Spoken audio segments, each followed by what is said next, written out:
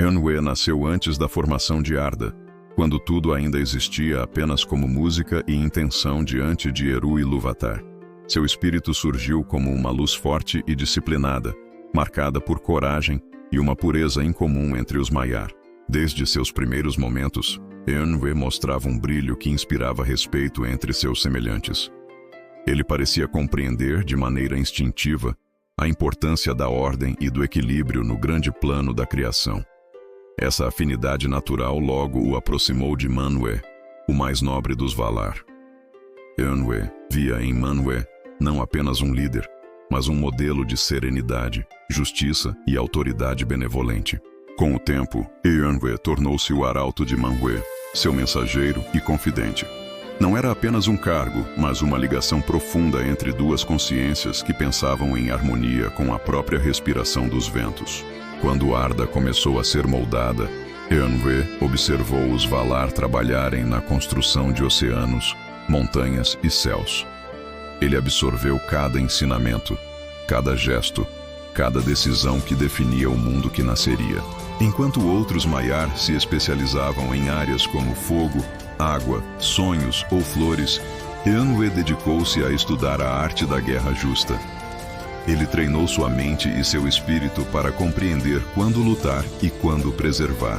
Seu talento com armas era extraordinário. Diziam que sua espada era tão luminosa quanto o céu pouco antes do amanhecer, e que nenhum ser de Arda podia igualar sua precisão, velocidade e força.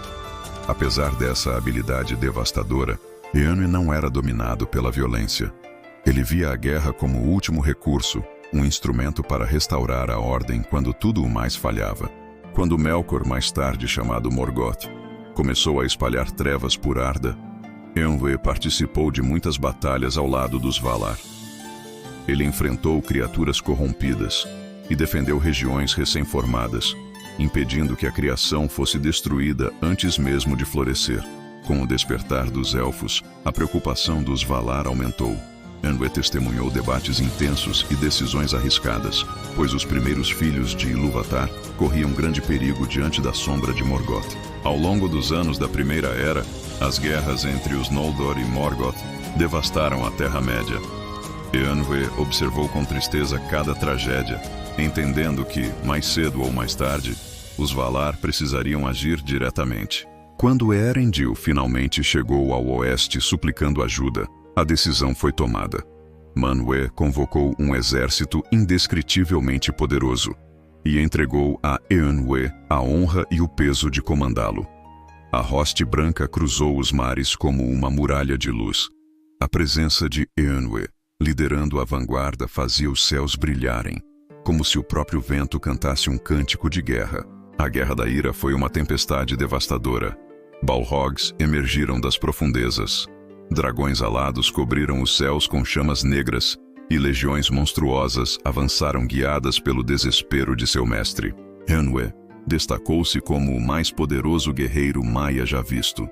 Ele enfrentou capitães das trevas, rompeu muralhas de sombra e abriu caminho para que os exércitos dos Valar avançassem.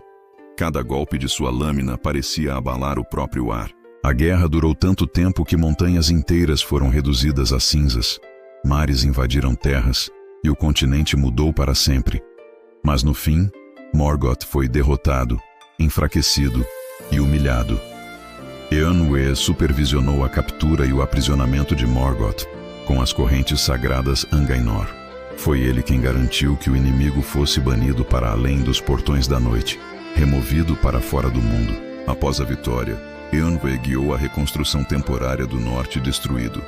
Reuniu sobreviventes, restaurou alguma ordem e tentou curar, ao menos um pouco, as feridas deixadas pela guerra. Foi então que Maedhros e Maglor, os últimos filhos de Fëanor, aproximaram-se de seu acampamento.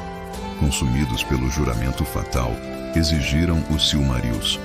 Eönwë tentou alertá-los sobre o sofrimento que isso traria. Mesmo assim, os irmãos roubaram as joias e fugiram. Eönwë não ordenou perseguição. Ele sabia que nada poderia salvá-los do destino trágico que escolheram. Ao retornar ao oeste, Eönwë prosseguiu sua missão durante a Segunda Era. Ele foi um dos mestres responsáveis por instruir os primeiros reis Númenóreanos, ensinando-os sobre honra, sabedoria e equilíbrio. Sua influência também se estendeu à escolha dos Istari, os magos enviados para enfrentar Sauron.